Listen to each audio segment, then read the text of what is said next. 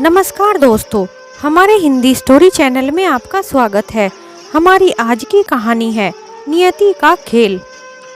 रश्मि जी सुबह सुबह चिल्ला रही थी जैसे पता नहीं क्या हो गया हो और जोर जोर से चिल्लाकर बोल रही थी, अरे हमारा तो जीवन ही नरक बना दिया है इस बुढ़े ने, जाने यह कब मरेगा। हमारी तो हालत ही खराब हो गई है इसका काम करते करते। यह सब कहते कहते रश्मि ने अपने ससुर को धक्का दे दिया। धक्का लगने से महेश जी नीचे गिर पड़े और दर्द से चिल्लाने लगे। उनकी कमर में बहुत तेज दर्द हो रहा था, लेकिन कुछ भी कर नहीं सकते थे।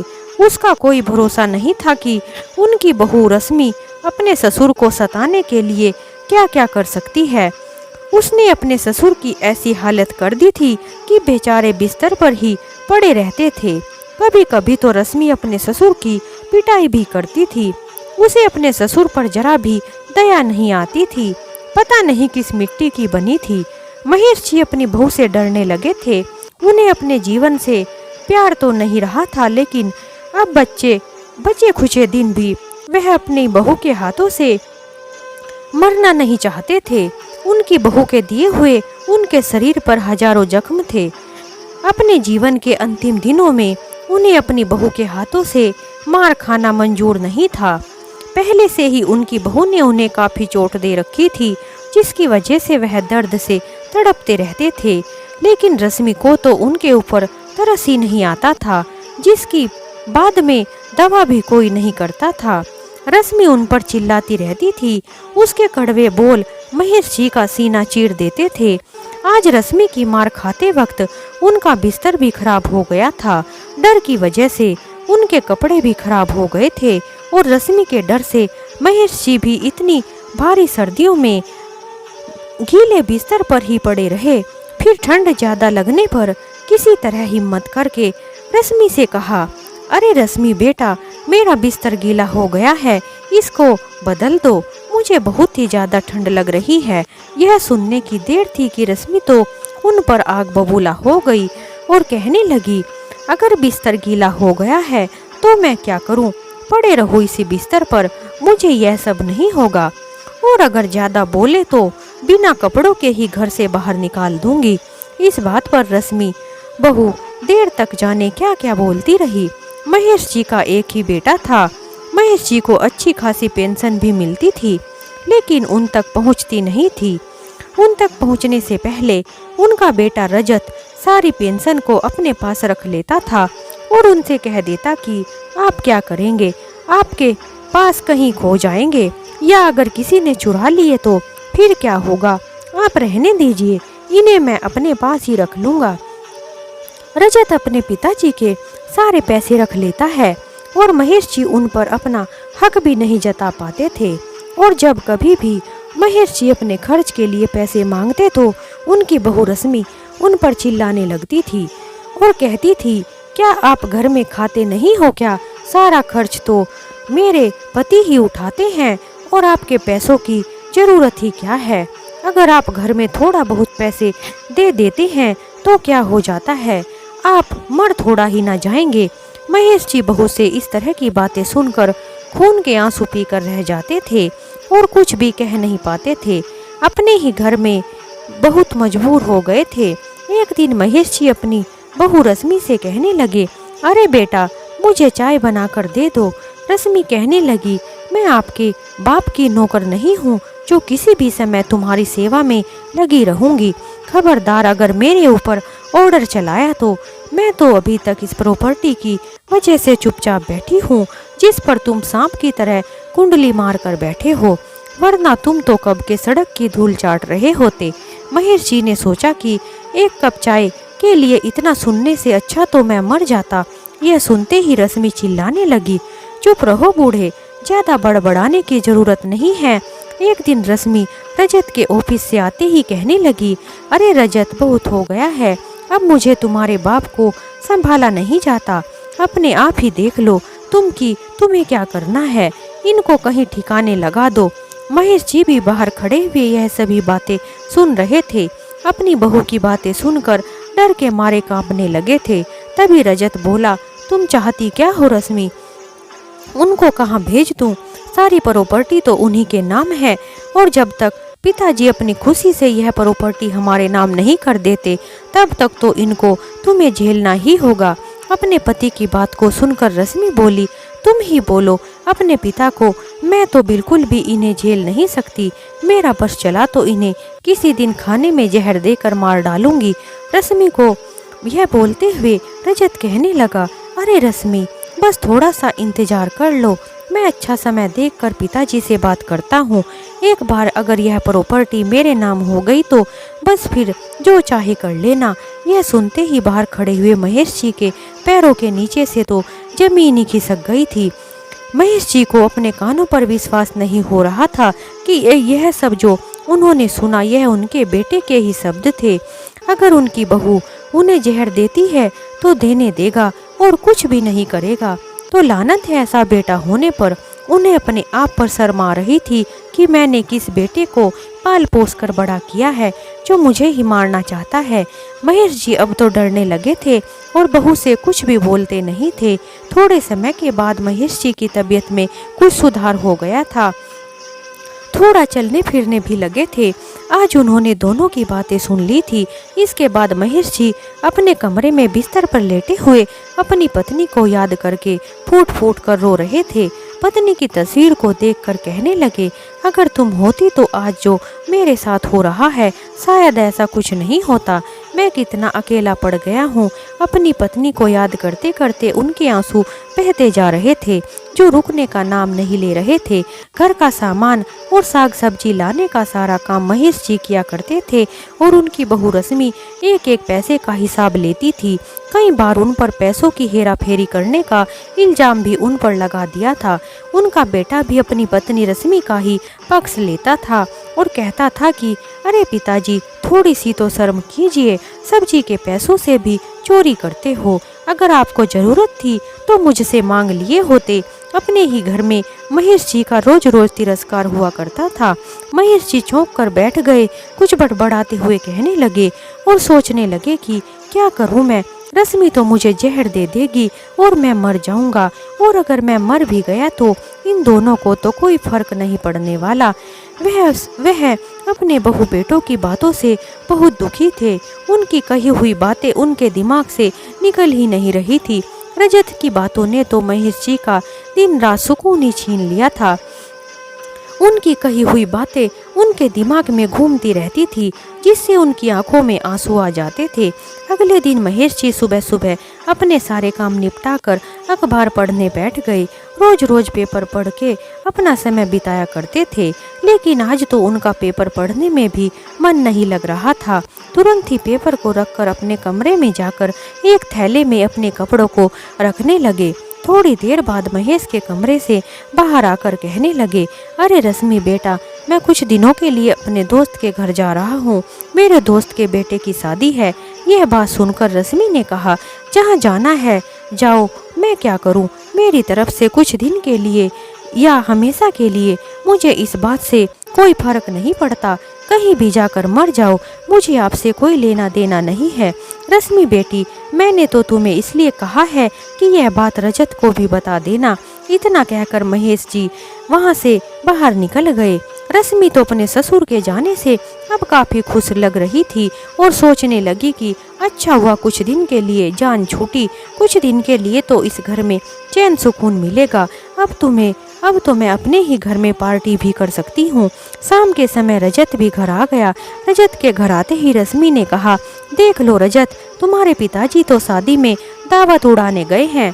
इस उम्र में भी शादी में जाने के लिए इतनी उछल रहे थे कि जैसे घर में उन्हें कुछ मिलता ही नहीं। तो रजत ने कहा, मैं तो कहता हूँ कहीं मर जाए तो अच्छा होगा। रश्मि के ससुर के चले जाने से उसके पैर तो जमीन पर ही नहीं पड़ रहे थे। महेश जी को घर से गए हुए लगभग 10 दिन हो गए थे और उनका ना कोई फोन आया और ना ही कुछ अता पता था। सुबह के समय उनका इंतजार करते करते रजत ने रश्मि से पूछा, अरे रश्मि, क्या पिताजी तुम्हें बता कर गए हैं कि वह किस दोस्त के घर जा रहे हैं? रश्मि बोली, नहीं, मुझे तो कुछ नहीं बताया। मुझे तो बस इतना ही बताया था कि उनके दोस्त के बेटे की शादी है और वहीं जा रहे हैं। लेकिन तुम्हें तो उनकी इतनी चिंता हो रही है कि जैसे तुम अपने पिता से कुछ ज्यादा ही प्यार करते हो। अरे नहीं नहीं रश्मि, ऐसी बात नहीं है। मैं तो इसलिए कह रहा हूँ कि पिताजी की पेंशन आने का समय हो गया है। उनको ले जाकर साइन करने से ही पेंशन मिलती है। इतना सुनकर रश्मि चुप हो गई और कहने लगी, तो फिर आप उनको फोन करके देख लो। रजत ने अपने पिताजी को फोन करने के लिए फोन लगाया तो लेकिन उनका फोन तो घर में ही बज रहा था। वह तो अपना फोन साथ लेकर ही नहीं गए थे। फोन की घंटी उनके घर के अंदर से ही आ रही थी। अरे यह तो हमारे ही घर से फोन की आवाज आ रही है। रजत कहने लगा। दोबारा से फोन को करने पर रश्मि और रजत अंदर जाकर फोन को ढूंढने लगे। दोनों इधर उधर ढूंढ रहे थे लेकिन समझ नहीं आ रहा था कि आखिर फोन कहाँ बज रहा है। आवाज को ढूंढते ढूंढते घर के मंदिर में पहुंच गए। वहां रखा हुआ सामान चेक करने लगे तो देखा कि एक किताब के अंदर से आवाज आ रही थी। महेश जी का फोन एक किताब के अंदर रखा हुआ था। वह खुद ही फोन को रख कर गए थे और अपने पिताजी का फोन देखकर रजत हैरान रह गया और सोचने लगा कि पिताजी ने यह फोन यहाँ पर क्यों रखा और बिना फोन के लिए घर से क्यों चले गए। और उसने अपने पिताजी के फोन को उठाकर चेक करने लगा लेकिन उसमें कोई भी कॉल आई हुई नहीं थी, ना ही किसी तरह का शादी का कोई इनविटेशन था। फिर उसने कुछ दोस्तों को फोन करके शादी के बारे में पूछा तो पता चला, उन्होंने बताया कि उनके दोस्त के बेटे की शादी तो 4 महीने पहले ही हो गई थी, अभी तो कोई भी शादी नहीं है। रजत यह बात सुनकर चौंक गया था। सोचने लगा कि अगर पिताजी शादी में नहीं गए तो फिर कहाँ गए हैं। रश्मि को तो बहाना चाहिए था बोलने का और कहने लगी कि देखो ना रजत, तुम्हारे पिताजी का ड्रामा फिर से शुरू हो गया है। क्या अच्छी से बात नहीं की जा सकती थी कि कहाँ जा रहे हैं। अब हम उस बूढ़े को कहाँ ढूंढते फिरेंगे, जाने किस गुफा में जाकर बैठ गया है। क्या हमें कोई काम धंधा नहीं है जो उसे ढूंढते फिरेंगे। क्या हमें कोई दुखी करने का उनने यह तरीका सोचा है। फोन को भी घर पर जानबूझकर छोड़ गए हैं ताकि हम उन्हें ढूंढकर परेशान हो जाएं। उन्हें तो बड़ा ही मजा आता है हम लोगों को परेशान करने में। इस बार आने दो इस बुढ़े को, फिर इसको मैं बताती हूँ, जान से ही मार डालूंगी। नाक में दम दे रखा है इस बुढ़े ने। रश्मि और रजत ने किताब के अंदर यह भी नहीं देखा कि मोबाइल के साथ साथ उसमें कुछ और भी था जो उनके साथ अभी होने वाला था, कि जिसे देखकर उन दोनों के पैरों के नीचे की जमीन खिसकने वाली थी। उसे देखे बिना ही दोनों गुस्से से बोले जा रहे थे, चलो अब कुछ दिन शांति रहेगी। रजत इतनी जोर जोर से कहा कि रजत काफी परेशान हो रहा था। उसे समझ नहीं आ रहा था कि क्या करे और बोलने लगा कि आखिर क्या करूं मैं, सब कुछ तो उसी के नाम है, पहले हमारे नाम तो होने देते, अब उनको मरने और जिंदा होने का सबूत कहां से लाएंगे। ऐसे ही थोड़ा हमें सब कुछ मिल जाएगा। अगर पिताजी हमारे नाम कर देते तभी तो सब कुछ हमारे नाम हो सकता था। यह सुनकर तो रश्मि की आंखें खुली की खुली रह गई थी। ऐसा कुछ करने से पहले तो रश्मि ने सोचा ही नहीं था। अब तो वह सर को पकड़कर कुर्सी पर बैठ गई। महेश जी ने रश्मि और रजत को दिन में ही तारे दिखा दिए थे। पैसे और जायदाद के लालच में दोनों बहू बेटे अपने पिता को ढूंढने के लिए मजबूर हो गए थे, लेकिन महेश जी तो उन्हें कहीं भी नहीं मिल रहे थे। थोड़े समय के बाद रजत अपने पिताजी के कमरे में गया तो रश्मि भी पीछे पीछे उनके कमरे में गई। अपने ससुर का सामान उलट पुलट देखकर रश्मि ने पूछा, अब आप यह क्या कर रहे हैं। रजत ने बिना कोई जवाब दिए ही अपने पिताजी की अलमारी खोली जिसमें उन्होंने कोई ताला नहीं लगा कर रखा था। उस अलमारी को चेक करने लगा। अलमारी का सारा सामान एक एक करके बाहर फेंकना शुरू कर दिया। ऐसा करते हुए रजत के माथे पर चिंता की लकीरें साफ साफ दिखाई दे रही थी जो बढ़ती ही जा रही थी। रश्मि कुछ समझ नहीं पा रही थी तो दोबारा से कहने लगी, अरे आप कुछ बताएंगे कि नहीं कि आप क्या ढूंढ रहे हो। रजत बोला, मुझे तो लगता है पिताजी जानबूझकर गए हैं, इसका मतलब वह प्रॉपर्टी के सारे कागज भी अपने साथ लेकर गए हैं। यह सुनते ही रश्मि का सिर चकराने लगा। क्या कह रहे हो, क्या सच में ऐसा ही है? अगर ऐसा है तो फिर क्या होगा? रजत कहने लगा, मुझे तो लगता है कि यह पिताजी की कोई चालाकी है। उन्होंने जानबूझकर ऐसा किया है। रजत कहने लगा, रश्मि एक बात तो बताओ, क्या तुमने पिताजी को कुछ कहा था? क्या तुम्हारी कुछ बात हुई थी? वरना ऐसे अचानक क्यों चले जाते? जरूर कुछ ना कुछ तो हुआ होगा। इतना सुनते ही रश्मि चिढ़ते हुए बोली, अरे रजत, मैं तुम्हारे पिताजी के मुंह नहीं लगती, समझे ना तुम। मुझे क्या पड़ा है उनसे कुछ कहने का। रजत फिर से रश्मि को बोला, अरे रश्मि, यह समय गुस्सा करने का बिल्कुल भी नहीं है, बल्कि समझदारी से काम लेने का है। तुम भी अपना कुछ दिमाग लगाओ कि आखिर पिताजी कहाँ गए होंगे, ताकि उन्हें जल्दी से जल्दी ढूंढा जा सके। इतना कहकर दोनों बाहर आकर चारपाई पर बैठकर सोचने लगे कि आखिर पिताजी गए कहाँ। थोड़ी देर बाद रश्मि बोली, अरे मेरा तो दिमाग ही नहीं काम कर रहा है, मुझे नहीं पता कहाँ गए होंगे। इतना कहकर रश्मि तो रसोई घर में चली गई और चाय बनाने लगी। रश्मि अपने और रजत के लिए चाय बनाकर लाई। बहुत जोरों से सर में दर्द हो रहा है, इसलिए बैठे बैठे दिमाग पर जोर डाल रहा था, लेकिन कुछ समझ नहीं पा रहा था। फिर उसे याद आया कि कहीं पिताजी ने उस दिन हमारी सारी बातें सुन तो नहीं ली थी। यही ख्याल बार बार रजत के दिमाग में आने लगा। रजत रश्मि से बोला, अरे रश्मि, अगर पिताजी वापस नहीं आए तो, और उन्होंने यह सब किसी और के नाम कर दिया तो हम तो सड़क पर ही आ जाएंगे। रश्मि रजत को कहने लगी, अरे मैं तो कहती हूँ कि एक बार किसी बहाने से दीदी से तो पूछ लो। इतना सुनते ही रजत ने अपनी बहन को फोन लगाया और इधर उधर की बातें करने के बाद उसने अपनी बहन से कहा, अरे दीदी, पिताजी से मिलने कब आ रही हो? तो उसकी बहन ने कहा, अरे हाँ रजत, जल्दी ही आऊंगी। मैं भी कई दिनों से सोच रही थी पिताजी से मिलने के लिए। मुझे पिताजी की कई दिनों से बहुत याद आ रही है। अच्छा रजत, एक काम करो, तुम मेरी पिताजी से बात करवा दो, पिताजी की बहुत याद आ रही है। अपनी बहन की बात को सुनकर रजत चौंक गया था, तो उसने फोन पर वेटिंग आने का बहाना करके फोन को काट दिया। अब तो डर के मारे रजत के हाथ पैर कांपने लगे थे और महेश जी का मिलना बहुत ही जरूरी था, क्योंकि सारी प्रॉपर्टी तो अभी उनके ही नाम थी। रजत तुरंत ही उठते ही आसपास के पार्क में जाकर अपने पिताजी को ढूंढने लगा। उनके दोस्तों से भी जाकर पूछने लगा। कई जगह जाकर घर घर जाकर अपने पिताजी को ढूंढ रहा था, लेकिन उनका कोई अता पता नहीं था। ढूंढते ढूंढते 5 दिन हो गए थे, लेकिन उनकी कोई खबर नहीं मिली थी। परेशान होकर रजत ने कहा, अरे रश्मि, अब तो मैं पुलिस में पापा जी की गुमशुदगी की रिपोर्ट लिखवाने जा रहा हूँ, नहीं तो सारी गलती हमारी ही निकलेगी। रश्मि भी अब इस बात से डर चुकी थी। उसने भी तुरंत से रजत को पुलिस स्टेशन जाने के लिए कह दिया। पुलिस स्टेशन जाने के लिए रजत घर से बाहर चला गया, लेकिन थोड़ी ही देर में रजत घर के अंदर आता देखकर रश्मि चौंक कर बोली, अरे रजत, क्या हुआ? तुम तो पुलिस स्टेशन जा रहे थे, तुम अंदर क्यों आ गए? रजत के पीछे पीछे ही कुछ लोग दरवाजे पर खड़े थे, जिनको देखकर रजत भी चौंक गया था। फिर उनके पास जाकर पूछने लगा कि आपको किसी से मिलना है? उनमें से एक आदमी ने कहा, हमें तो यह घर देखना है, हम इस घर को देखने आए हैं। यह सुनते ही रजत ने कविता की तरफ पीछे मुड़कर देखा और फिर दोबारा से उनसे पूछा कि लेकिन आप इस घर को देखना क्यों चाहते हैं? तो उनमें से एक फिर से बोला, हम यह घर किराए पर लेना चाहते हैं, इसलिए पहले देखना तो होगा। रजत ने झट से कहा, अरे नहीं नहीं, हमें अपने घर को किराए पर नहीं देना है, आपको जरूर कुछ गलतफहमी हुई होगी, आप लोग गलत जगह आ गए हैं। तभी उस आदमी ने फोन मिलाकर किसी से बात की और कहने लगा, अरे सर, यह तो किराए पर देना ही नहीं चाहते हैं। इतना कहकर उस आदमी ने फोन को काट दिया और रजत का चेहरा देखकर मुस्कुरा कर बोला, थोड़ी देर रुकिए, इस घर के मालिक आ रहे हैं। रजत को फिर से झटका लगा। मालिक?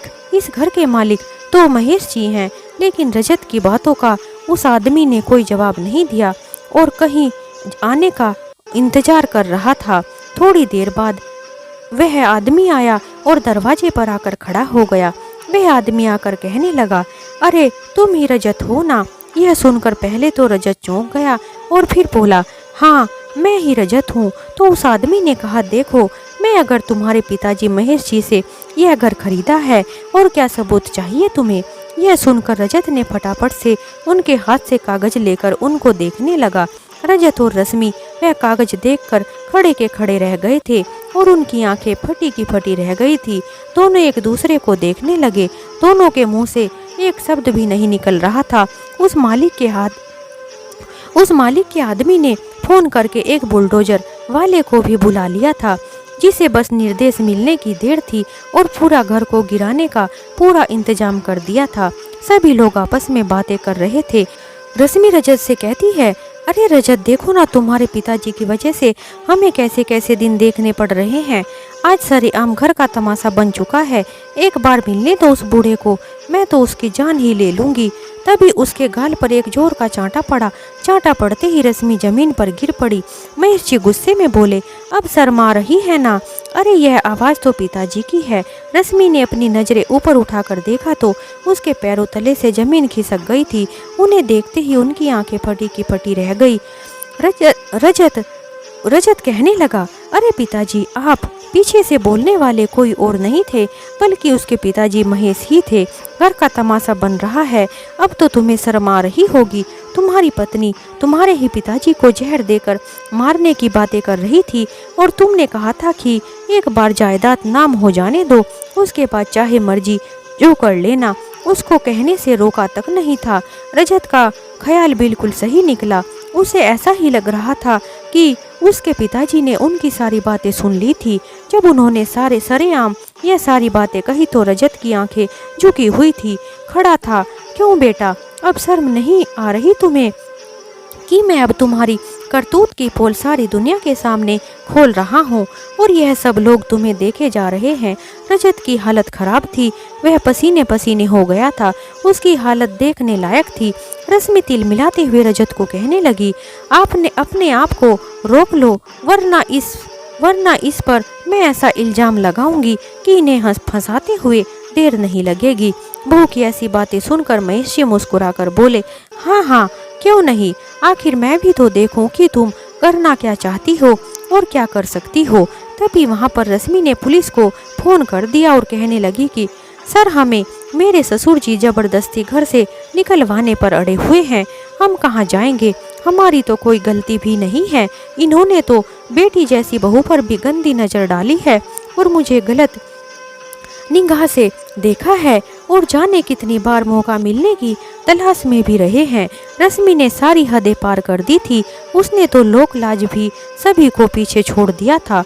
अपने पिता समान ससुर पर ऐसा झूठा इल्जाम लगाते उसे देर नहीं लगी। इंस्पेक्टर भी रश्मि की बातों को सुनकर हक्का बक्का रह गया था और कहने लगा, अरे आप बिल्कुल भी चिंता मत कीजिए, हम अभी आते हैं और महेश जी को भी आड़े हाथों लेते हैं और उन्हें पुलिस स्टेशन ले जाकर हवालात में बंद कर देंगे। रश्मि ने जोर जोर से चिल्लाते हुए कहा, खबरदार, अगर किसी ने बुलडोजर चलाया तो मैं पुलिस को फोन कर दिया है। पुलिस आती ही होगी, अभी सारा फैसला हो जाएगा। महेश जी रश्मि की तरफ देखकर मुस्कुरा रहे थे। जैसे ही पुलिस वाले आए तो रश्मि उनके सामने जाकर खड़ी हुई और कहने लगी कि अरे सर, मैं ही आपको फ़ोन किया था, यही है मेरे ससुर। अब तो उनके साथ रहने में भी मुझे डर लगता है, इसी कारण यह हमें निकालने पर तुले हुए हैं और घर किसी को बेच दिया है। पीछे खड़े हुए महेश जी धीमे धीमे से मुस्कुरा रहे थे। यह सब देखकर रजत हैरान था, लेकिन महेश जी का मुस्कुराना उसे समझ नहीं आ रहा था। उधर रश्मि महेश जी के खिलाफ जाने क्या क्या बोले जा रही थी, जिससे कि पुलिस महेश जी को अपने साथ लेकर चली जाए। पुलिस वाले कहने लगे, अरे मैडम जी, यह पेपर तो एकदम सही है, यह मकान महेश जी का है, तो इसमें हम क्या कर सकते हैं, क्योंकि यह तो उनकी मर्जी है कि अपने घर में वह किसे रखना चाहते हैं और किसको नहीं। पुलिस वालों की ऐसी बातें सुनकर रश्मि उनके सामने गिड़गिड़ाने लगी, अरे सर प्लीज हमारा साथ दीजिए, हमारे सर से छत तो मत छीनिए, इनको यहाँ से गिरफ्तार करके ले जाइए, सारे झगड़े की जड़ यही है। पुलिस वाला महेश जी की ओर देखकर मुस्कुराने लगा। महेश जी अपने बेटे बहू से बोले, जरा मेरे कमरे से वह किताब उठा कर ले आना जिसमें मैंने मोबाइल को रखा था, उसमें तुम लोगों के लिए कुछ सरप्राइज छिपा हुआ है। रश्मि ने सोचा कि बूढ़ा डर गया है और वह दौड़कर उस किताब को लेकर आ गई। महेश जी बोले, रश्मि बेटा, किताब के पीछे के 2 पन्ने खोल कर देख लो। रश्मि ने फटाफट से किताब के पन्नों को पलट कर देखा तो उसमें एक रिकॉर्डिंग माइक लगा हुआ था। उस दिन जब रश्मि अपने ससुर को उल्टा सीधा बोल रही थी, तब वह सारी बातें उसमें रिकॉर्ड हो गई थी। महेश जी जब बाहर गए थे तो उस रिकॉर्डिंग को उस किताब में लगा कर गए थे। जैसे ही वह रिकॉर्डिंग शुरू हुई तभी उसमें रश्मि की आवाज़ आने लगी, अरे रजत, कुछ तो शर्म करो अपने पिताजी को। मैं तुम्हारे पिताजी को और नहीं झेल सकती। मेरा मन तो करता है कि इन्हें जहर देकर मार डालूं। इस तरह उस दिन जो भी बातें उन दोनों के बीच हुई थी वो सभी बातें उन पुलिस वालों के सामने सुना दी गई, जिसमें रजत भी कह रहा था कि पिताजी क्या करेंगे, हमेशा के लिए मर जाएं तो ही अच्छा है। तुम सब कुछ नाम करवाने का इंतजाम करो, मैं जहर देने का इंतजाम करती हूँ, जाने कब जरूरत पड़ जाए। रश्मि और रजत ऐसे खड़े हुए थे कि जैसे पता नहीं क्या हो गया हो। उनका चेहरा सफ़ेद पड़ चुका था और उनकी नज़रें ऊपर नहीं उठ रही थी। दोनों खड़े खड़े जमीन की तरफ देखे जा रहे थे। तभी उनको ऐसे खड़ा देखकर महेश बोले, अरे बेटा, क्यों जहर का इंतजाम हुआ कि नहीं? तुम लोग जब क्या करोगे जब तुम्हारे बच्चे तुम्हें जहर देंगे? अपने पिताजी की ऐसी बातें सुनकर रजत अपने पिताजी को देखे ही जा रहा था। तभी महेश ने कहा, मैंने तुम दोनों के खिलाफ पहले ही FIR कर दी थी, क्योंकि मुझे पता था कि तुम यही कुछ करोगे। इतना सुनते ही रश्मि तो आग बबूला हो गई थी और चिल्लाने लगी, इस आदमी ने अपनी बेटी से उनका सब कुछ छीन लिया है। आज मैं इस आदमी को नहीं छोड़ूंगी, उनकी तो जान ही लेकर रहूंगी। आज तो इसे जिंदा ही मार डालूंगी। यह कहते हुए रश्मि जैसे ही महेश की तरफ बढ़ने लगी, रजत ने आगे बढ़कर रश्मि की गाल पर एक जोर का तमाचा जड़ दिया। रजत जल्दी से अपने पिताजी के पैरों में गिरकर दहाड़ देकर रोने लगा। रजत अपने पिताजी के पैरों में गिरकर गिड़गिड़ा रहा था, पिताजी मुझे माफ़ कर दीजिए, वरना मैं तो बर्बाद हो जाऊंगा, मेरा तो सब कुछ ही खत्म हो जाएगा। महेश ने गुस्से में आकर कहा, पिता के मरने पर तो कुछ नहीं जाता ना, जो तुम अपनी इस निर्लज पत्नी से मुझे जहर दिलवा रहे थे। रजत यह सब सुनकर बेहद शर्मिंदा था और अपने किए पर पछता रहा था। लगातार आंसू बहाता जा रहा था, लेकिन महेश तो उन्हें माफ नहीं करना चाहते थे। तभी पुलिस वाले रश्मि के पास आकर बोले, अरे मैडम जी, जल्दी कीजिए, आपके ससुराल चलने का समय हो गया है, लेडीज पुलिस भी आती ही होगी। लेडीज पुलिस का नाम सुनते ही रश्मि का पूरा चेहरा पसीना पसीना हो गया था। उसका चेहरा पीला पड़ गया था और खड़े खड़े कांप रही थी। रश्मि अपनी एक नज़र से अपने घर को देख रही थी और दूसरी नज़र से उस बुलडोजर को, जहां सब बर्बाद होने की कगार पर था। अब तो रश्मि ने सोचा कि अब तो सब कुछ बर्बाद हो ही गया है, तो उसने जरा भी देर नहीं लगाई महेश के पैरों में गिरने में। उसी तरह पैरों में गिरकर गिड़गिड़ाने लगी, मुझे माफ़ कर दीजिए पिताजी। रश्मि ने पैरों को पकड़कर माफ़ी मांगने लगी, लेकिन महेश जी पीछे हट गए। रश्मि रोती हुई हाथ जोड़कर खड़ी होकर कहने लगी, मैं अपनी करनी पर शर्मिंदा हूँ, जिसका परिणाम मुझे आज मिल रहा है। मेरे ससुर जी इतने अच्छे थे, लेकिन फिर भी मैंने उनके साथ कितना गंदा व्यवहार किया है और हमेशा उनका अपमान ही किया है। वह तो हमेशा मुझे बेटी ही कहते थे और मैं हमेशा उन पर इल्ज़ाम लगाती रही। अब मुझे अपनी गलती का एहसास हो रहा है, मैं अपनी सभी गलतियां स्वीकार करती हूँ। अब यह घर बेचो या ना बेचो मुझे कोई फर्क नहीं पड़ता, लेकिन हो सके तो मुझे माफ़ कर देना। रजत भी यह सब रोता रोता देख रहा था। अब वह भी कहने लगा, पिताजी, अब तो रश्मि ने भी माफ़ी मांग ली है, अब तो हम तो आपका परिवार ही हैं, हमें माफ़ कर दीजिए। हमें एहसास हो गया कि बड़े बुजुर्गों के बिना घर घर नहीं होता। पिताजी, हमें अपना वादा भूल गया था। मैंने माँ से जो वादा किया था, मैं आपका ख्याल बहुत अच्छे से रखूँगा, लेकिन पता नहीं कैसे भूल गया था। दोनों बहू बेटे अपने पिताजी के सामने गिड़गिड़ा रहे थे, लेकिन महेश जी तो उन्हें माफ़ करना ही नहीं चाहते थे। रजत ने रश्मि का हाथ पकड़कर घर ले गया और बैग में सामान पैक करके बाहर आ गया और हाथ जोड़कर अपने पिताजी को कहने लगा, अच्छा पिताजी, हम अब जा रहे हैं, आप अपना ख्याल रखिएगा। रजत और रश्मि दोनों को घर से जाता देख महेश जी दूर दूर से उन्हें देख रहे थे, लेकिन उन्होंने एक बार भी रोकने का प्रयास नहीं किया, क्योंकि उनके दिए गए जख्म महेश जी भूल नहीं पा रहे थे। तो दोस्तों, आपको हमारी कहानी कैसी लगी हमें कमेंट में ज़रूर बताएं। महेश जी की बहू बेटी ने उनके साथ जो व्यवहार किया, ऐसा व्यवहार बेटे बहू को शोभा नहीं देता। अगर वह उन्हें थोड़ा सा मान सम्मान दे देते तो कौन सी बड़ी बात हो जाती। बड़े बूढ़े तो सुबह शाम की 2 रोटी और मान सम्मान पाकर ही खुश हो जाते हैं। उन्हें किसी के धन दौलत से कोई मतलब नहीं है। आखिर उनका जो कुछ भी है उनके बच्चों का ही तो है। फिर वो बच्चे क्यों भूल जाते हैं कि वह अपने माता पिता के साथ कितना गलत व्यवहार करते हैं और कुछ भी गलत करने से पहले एक बार भी सोचते तक नहीं। मेरी उनसे बच्चों से बस एक ही विनती है कि अपने माता पिता का थोड़ा सा सम्मान जरूर करें। अपने घर में सम्मान पाना उनका पूरा अधिकार है जो उन्हें हर हाल में मिलना ही चाहिए। इस तरह हमारी यह कहानी समाप्त होती है। अगर आपको हमारी कहानी थोड़ी भी अच्छी लगी हो तो हमारे चैनल को लाइक करें, शेयर करें और सब्सक्राइब करें। हमारी यह कहानी सुनने के लिए आप सभी का बहुत बहुत धन्यवाद। एक नई कहानी के साथ हम फिर मिलते हैं।